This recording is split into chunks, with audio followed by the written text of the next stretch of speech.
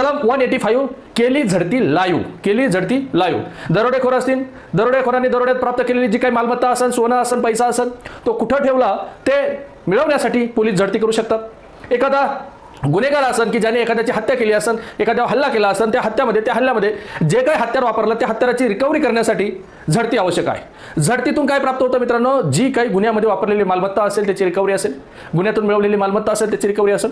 झडतीतून प्राप्त होणारी गोष्ट ही पुरावा म्हणून सुद्धा पुढे वापरता येईल. झडती कधी घेतली जाते, जेव्हा आरोपी PCR मध्ये असेल आणि PCR मध्ये असताना आरोपीच्या काही स्टेटमेंट असतात, तपासातून काही बाबी समोर येतात, त्यासाठी पोलिसांना एक ठराविक वस्तू प्राप्त करणं गरजेचं असतं. त्या वस्तू अशा ठिकाणी ठेवलेल्या असतात तर त्या बंदिस्त जागेची झडती पोलिसांना घेणं आवश्यक असतं. तर यासाठी एक सेक्शन आहे कलम 185, पोलिसांनी झडती केली लाईव्ह हा शब्द 5 ला यमक जुळतो. मित्रांनो आता खूप साऱ्या गोष्टी अपडेट झालेल्या आहेत.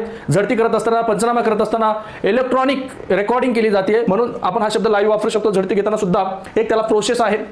कलम 103 वगैरे तुम्ही BNSS मधील वाचला. झडती घेत असताना एक स्थानिक 2 अब्रुदार पंच त्या ठिकाणी बोलवले जातात आणि झडतीमध्ये ज्या काही रिकव्हरी, ज्या काही वस्तू प्राप्त होतात त्या वस्तूची एक यादी बनवली जाते. ती यादी समोरच्या व्यक्तीला मोफत दिली जाते आणि त्या यादीवर पंचाच्या सुद्धा सह्या असतात आणि ते जप्त केलेल्या वस्तूंची यादी नजदीकच्या दंडाधिकाऱ्याला, ठाणे अंमलदाराला त्या ठिकाणी कॉपी पाठवली जाते. झडती करत असताना एखाद्या महिलेच्या अंगावरील झडती घ्यायची असेल, समजा काही दागिने वगैरे तिने लपून ठेवले असतील किंवा काही गोष्टी लपून ठेवल्या असेल, तर महिला अधिकारीद्वारे ती झडती घेतली जाते. झडती घेत असताना तो तपासाचा जो कोणी तपासी अधिकारी असेल त्याला तो अधिकार प्राप्त आहे.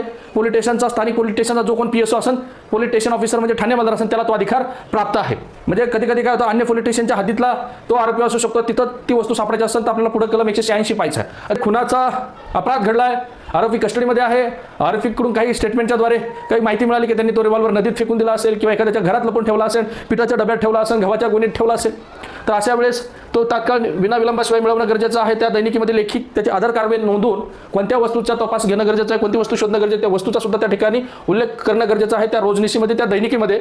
आणि त्या हद्दीत तो स्वतः किंवा समजा तपास करणारा DYSP असेल तर तो एखाद्या PSI ला त्या ठिकाणी किंवा एखाद्या हवालदाराला त्या ठिकाणी पाठवू शकतो की दृकश्राव्य म्हणजे व्हिडिओ रेकॉर्डिंग, विचके इलेक्ट्रॉनिक साधनाद्वारे म्हणजे सेलफोन वगैरे किंवा काही व्हिडिओ कॅमेरा वापरू शकतो. अशोक खराचं प्रकरण तुम्हाला माहिती असेल.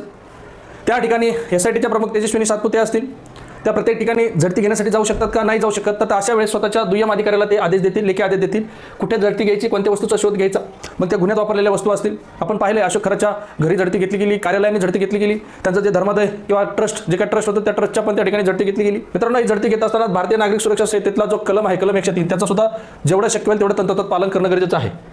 म्हणजे यांनी झडती घेतलेली आहे आणि ह्या ज्या पोटकलम 1 आणि 3 अन्वये ज्या काही याद्या किंवा ज्या काही नोंदी त्यांनी तयार केल्या, त्या नोंदीच्या प्रत जवळच्या मॅजिस्ट्रेटला, दंडाधिकाऱ्याकडे 48 तासाच्या आत ते देणं, सबमिट करणं गरजेचं आहे. सोबतच जी काही मालमत्ता रिकव्हर केली असेल झडतीमधून त्याची सुद्धा यादी मालकाला, ताबादारकाला त्याच्या अर्जावरून विनामूल्य पुरवायची.